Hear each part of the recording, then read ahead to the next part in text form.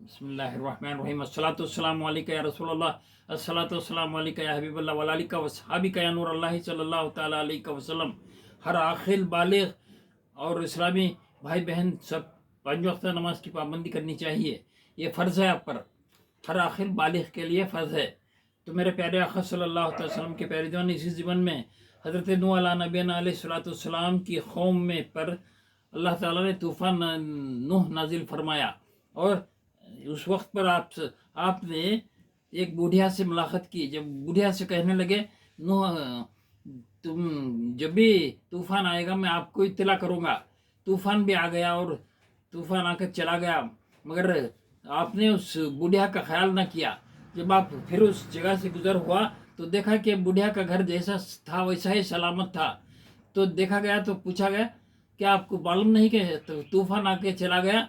तो बूढ़िया ने फरमाने लगी, नहीं अल्लाह के बंदे, तब मालूम होता है कि वो क्या कर रही थी। तो मालूम हुआ कि नमाज पढ़ रही थी। जब वो नमाज में थी तो तूफ़ान भी आया। उसकी जो ये थी, क्या बोलती है, झोपड़ी थी, वो कैसे सलामत थी ऐसे ही सलामत रही। इससे पता चला कि नमाज की फजीलत क्या है। तो आप बताने लगे, नूह अलैहिस्सलाम बताने लगे, तूफ़ान भी आया, तूफ़ान चला भी गया, तुम्हें पता नहीं चला कैसा कि आप अल्लाह के जिक्र में थे, नमाज पढ़ रही थी। तो इससे पता चला कि नमाज में कितनी बड़ी फजीलत है। क्या बूढ़िया को ये भी पता नहीं चला कि तूफ़ान आया था, तूफ़ान चला गया। तो मेरे प्यारे आका सल्लल्लाहु अलैहि वसल्लम के प्यारे दीवानों, ये एक आपके लिए मिसाल है कि नमाज में कितनी बड़ी फजीलत है।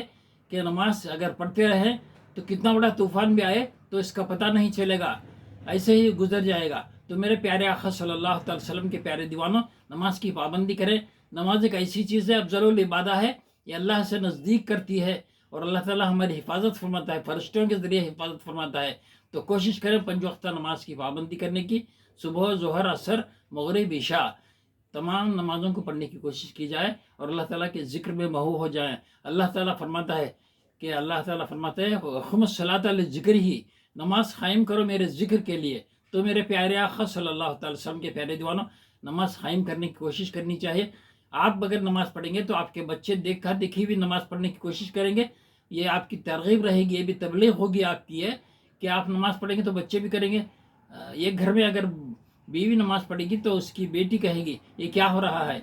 वज़ू करता है तो जब वज़ू करती है माँ, तो छोटी बच्ची पूछती है ये क्या है मी, तो वहाँ ही कॉन्सेप्ट मिलेगा, ये वज़ू कर रही हूँ। तो वज़ू करते वक्त भी आपको इसका कॉन्सेप्ट मिलेगा, बच्ची को कॉन्सेप्ट मिलेगा, माँ वज़ू कर रही थी। जब आप बिस्तर ये बिछाएंगे मुसल्ला तो पूछेगी ये क्या है माँ, ये मुसल्ला है बेटे नमाज़ पढ़ने के लिए।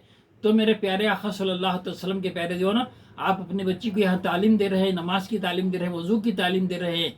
तो आपके घर में अगर वो नमाज वज़ू सब होते रहे तो बचपन ही से बच्चे जान जाएंगे कि वज़ू क्या है, नमाज क्या है।